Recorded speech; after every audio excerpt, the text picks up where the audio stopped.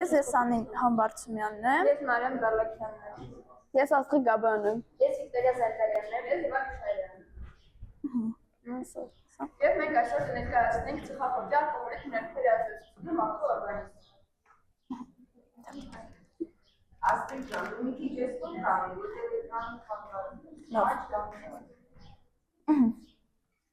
կսկսենք ծխախոտից, կներկայացնենք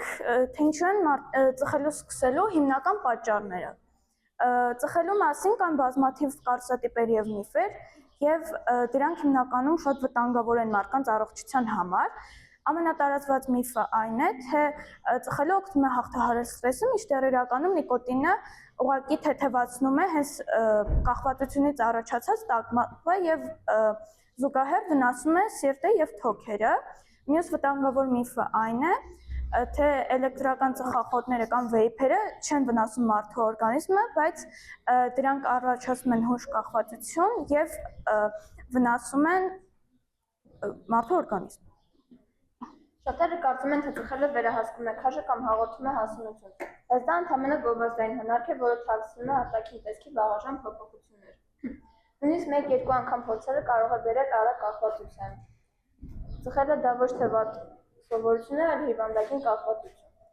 Այս խնդրի տարածվածությունը հասկանալու համար մենք անցկացրել ենք անանուն սոցիոլոգիական հարցում թերթիկում,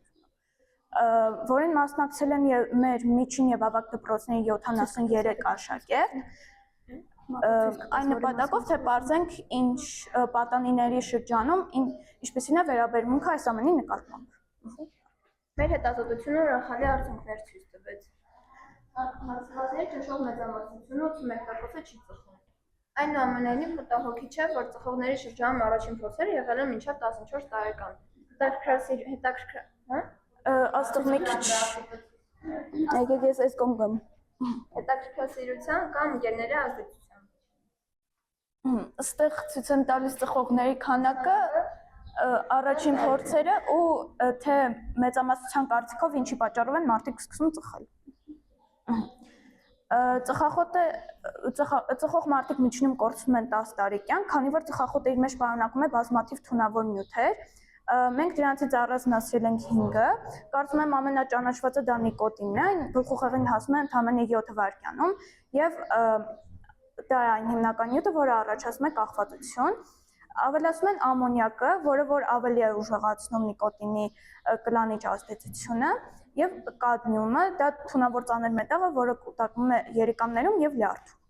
Արսենը ուժեղ թույն է, որը օգտագործվում է կրծողների դեմ եւ վնասում է սիրտանոթային համակարգը։ Իշմորգազը միանում է արյան հեմոգլոբինին, դուրս մղում թթվածինի եւ գրեթե բոլոր օրգաններում առաջացնում թթվածնային քայլ։ Այս թունավոր նյութերը նաև վատ ազդեցություն են թողնում պասիվ ծխողների վրա։ Միայն եվրոպական տարածաշրջանում տարեկան մահանում է շուրջ 153,000 մարդ եւ հիմնական զոհերը դա երեխաներն են,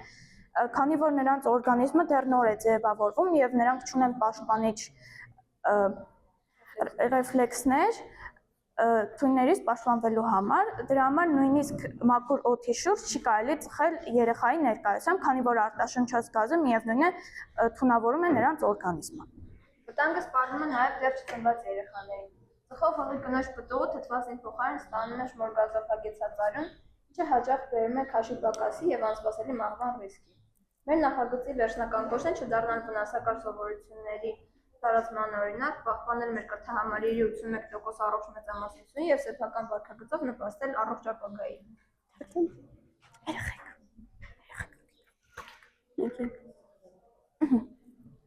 Ալկոհոլի բաղադրության մեջ խմում է էթանոլ օրգանական միացություն, պարունակում է ռիչ պիրոքսիդային, արագացնում է արյան մեջ եւ մշակվում է լյարդում։ Նյարդային համակարգի դանդաղեցում։ Վնասակար նյութերը կարող են դանդաղեցնել գլխուղեղի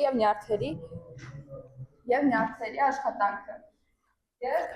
իսկ ինչի հետևանքով մարդը դառնում է քնկոտ, անշնորհիվ եւ դանդաղ արձագանքող։ Կոորդինացիայի խանգարում խանգարվում է մարդու հավասարակշռությունը, նա դառնում է ավելի չկան կատաճաշկրի շարժումներ եւ դժվարությամբ է քայլում։ Լյարդը վնասում, լյարդը փորձում է վնասազերծել օրգանիզմի մտող թունավոր նյութերը եւ դրա երկարատև ազդեցությունը կարող է լյարդի բջիջները վնասել եւ նրա աշխատանքին խանգարել։ Բջիջների եւ դնթերի վնասում։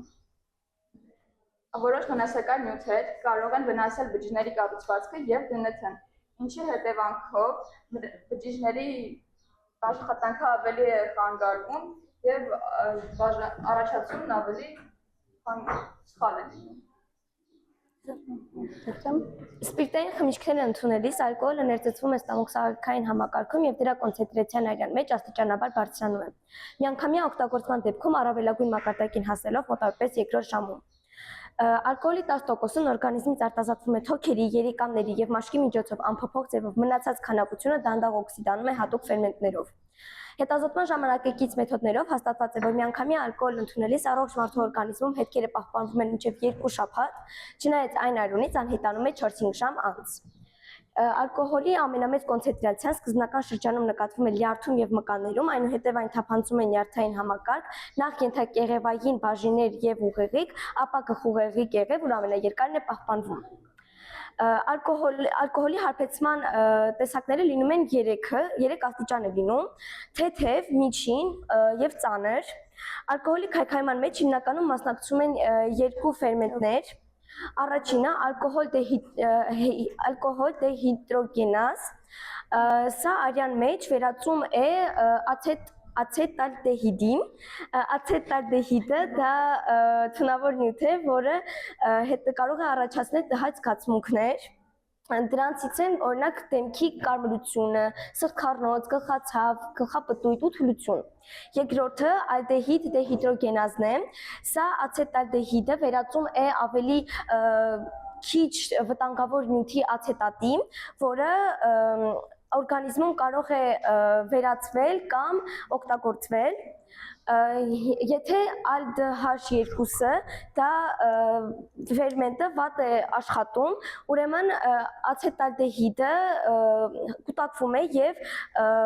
մարդը ավելի շուտ է սկսում դրանից վատանալ եւ ինչպես ասեցի կարող է սկսել տհաճ զգացմունքներ, եզրակացություն, ալկոհոլը ժամանակավորապես փոխում է մարդու վարքը, մտածողությունը, աշխատանքի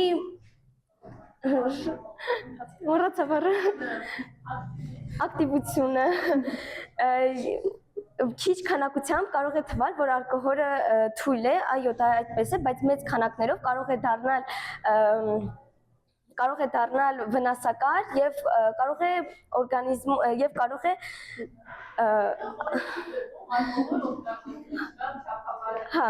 եւ հաճախակի օգտագործման դեպքում կարող է դառնալ կախվածություն։ Հիմա Եվան կներկայացնի մեր կատարած փորձի մասին։ Եթե տաքացման ժամանակ սև պղնձի երկարժեք օքսիդը դառնում է կարմրավուն կամ առաջանում է ալդեհիդի հոտ, ապա դա ապացուցում է էթիլ սպիրտի առկայությունը։ Իսկ սա փորձն է։ Մասն է։ Նեցվածա, պրոստը գնում է։ Չէ, ձենը մի բարձրացրու։ Չէ, Նաև տեսանյութում կարող եք տեսնել, որ չափն է ծխախոտի միջավայր հաշվով, ինչպես նաև գծով, եւ ծխախոտի իրենց նոկի արկայությունը, ճիշտ է դրանք արկային մի փոքր քանակ։ Հիմա ծելը բարձրացրու։ Ձեն չկա, չենք խոսում այս հատվածը։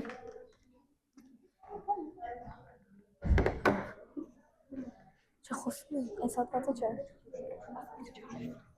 Ոյ, ասենք է դուք Ոյ,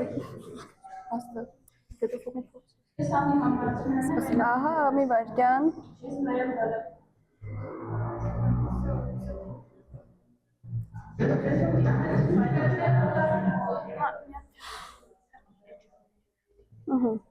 Այստեղ իրականացրել ենք ծխախոտային լուծույթի չափումը pH մետրով ու համոզվել ենք նրանով, որ այդ մեջ տիրում է թթվային միջավայր, իսկ այստեղ երկաթի եռաշեք քլորիդով ստուգել ենք ֆենոլների առկայությունը, այստեղ հնարավոր է էկրանի վրա չի երևում, կար մի փոքր գույնի փոփոխություն, ինչ կարում եք, որ ֆենոլները ուղղակի քիչ անից թթվային միջավայրի ինչ ներակայացնում։ CO եւ CO2։ Ինչպես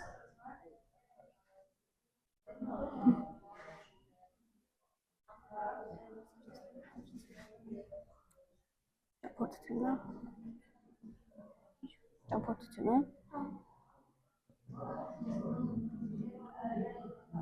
Նախագծի շրջանակում նաև այցելել ենք Արմենիական գինու եւ կոնյակի գործարան։ Այդտեղ ականատես են եղել, թե ինչպես են գինու եւ կոնյակի արտադրությունը վերահսկվում։ Իմացել ենք, որ կա մի քանի փուլ, որով արտադրվում է գինի, սկզբից վերքահավաքն է եւ ընդհանուր վերքահավաքում է, այնուհետեւ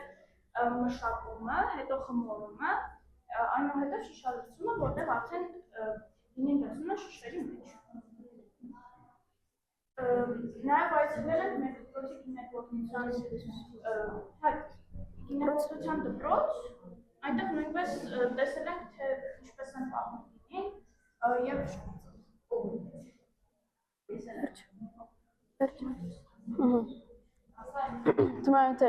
Թմրանյութերի գլոբալ մասշտաբը։ Ըստ 2021 թվականի տվյալների մոտավորապես 300 միլիոն մարդ օգտագործել է թմրամիջոցներ, որոնցից մոտավորապես 40 միլիոնը ձեռք է բերել կախվածություն կամ առողջական խնդիրներ, որոնցից 600,000-ը մահացել է։ Թմրանյութերն ու նեյրոնները։ Կարճ թե ինչպես է ուղեղը աշխատում առանց ինչ-որ բանի ազդեցության տակ գտնվելով։ Մի նեյրոնը մյուսին ուղարկում է ազդանշան ինֆորմացիա, մյուսն էլ այն ընդունում է իր ռեցեպտորներով։ Որոշ թմրանյութերի ազդեցության դեպքում այդ ազդանշանները սխալ ինֆորմացիա են տեղափոխում, որոշների դեպքում էլ կամ քիչ, կամ էլ չափից շատ ազդանշան ուղարկվում։ Երկու դեպքերում էլ մարդու սովորական ֆունկցիաներն են խափանվում։ Դոֆամինը թմրանյութերի օգտագործման ժամանակ։ Թմրանյութերը առաջացնում են դոֆամինի հզորալիք, ուղեղն էլ ինքնապաշտպանվելու նպատակով քչացնում է ռեցեպտորների քանակը, որ ավելի քիչ դոֆամին ունի ու դոֆամինի քանակը նորմայի գա։ Այդ պատճառով էլ մարդը շատ ավելի հազվադեպ է սկսում ուրախություն զգալ։ Թմրանյութերն ու ուղեղը։ Թմրանյութերը վնասում են տրամաբանելու եւ պլանավորելու ունակությունները, եւ երբ անցնում է թմրանյութերի ազդեցությունը, առաջանում է տագնապ եւ վախ։ Իսկ այն մարդու մոտով ունի արդեն կախվածություն, թմրանյութերի օգտագործումը ոչ թե հաճույքի համար է, այլ ցավից խուսափելու։ Թմրանյութերը եւ սիրտը։ Թմրանյութերը առաջացնում են արիթմիա, բարձրացնում են արյան ճնշումը, ինչպես նաեւ ներերակային թմրանյութերի պատճառով կարող է առաջանալ ինֆեկցիա։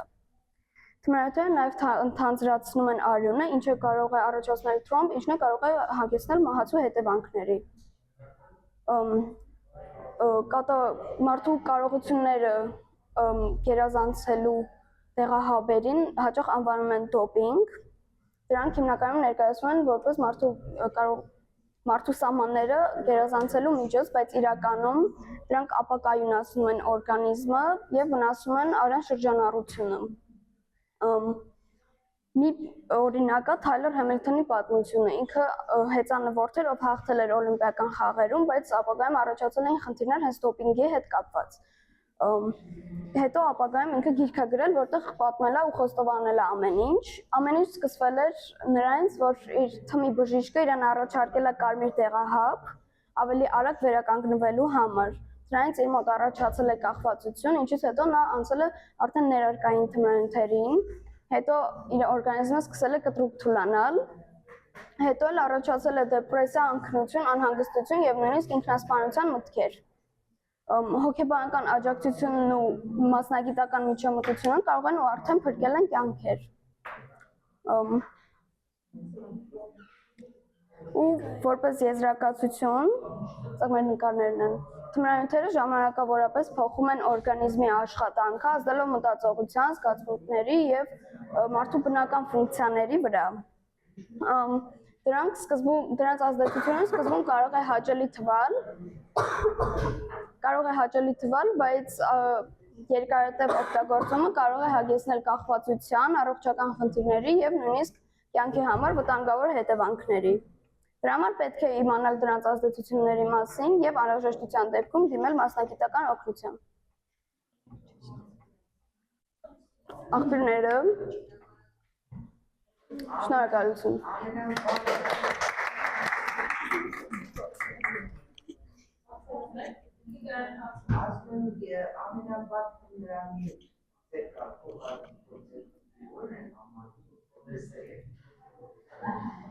Շատերը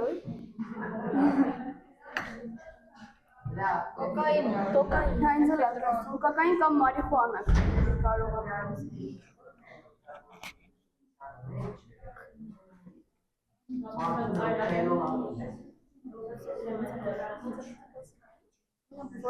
Որը շատ ծանոթ է եւ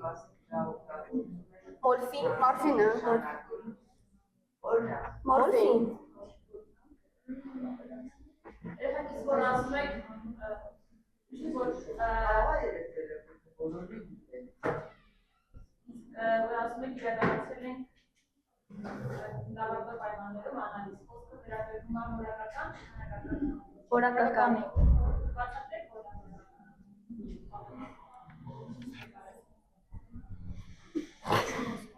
Հիմա դե։ Արկած փորձել է հասկացել։ Հա, խոսում շուտ։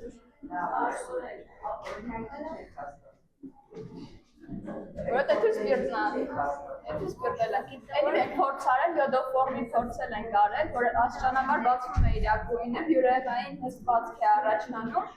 Դա յոդոֆորմն է, դեղին բյուրեղային։ քանակական փորձի տարբերություն կարող են ասել։ Որակական ու քանակական։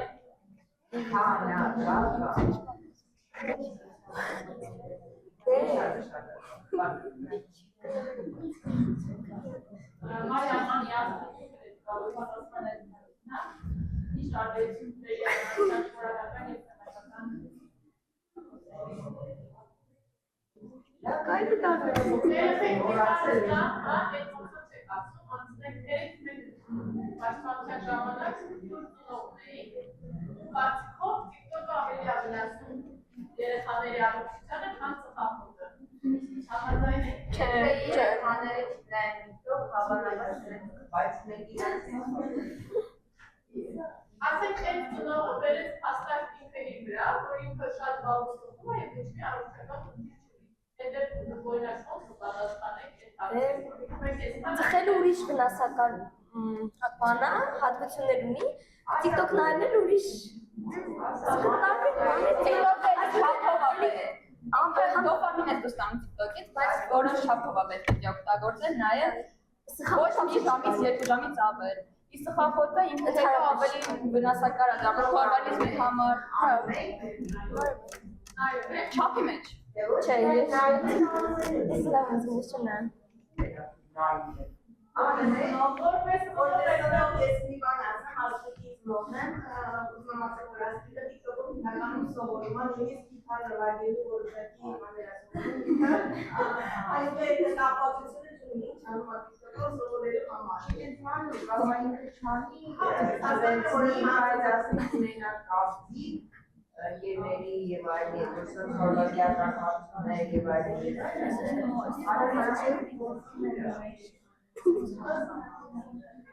Իսկ ինչքան ենք ստացել։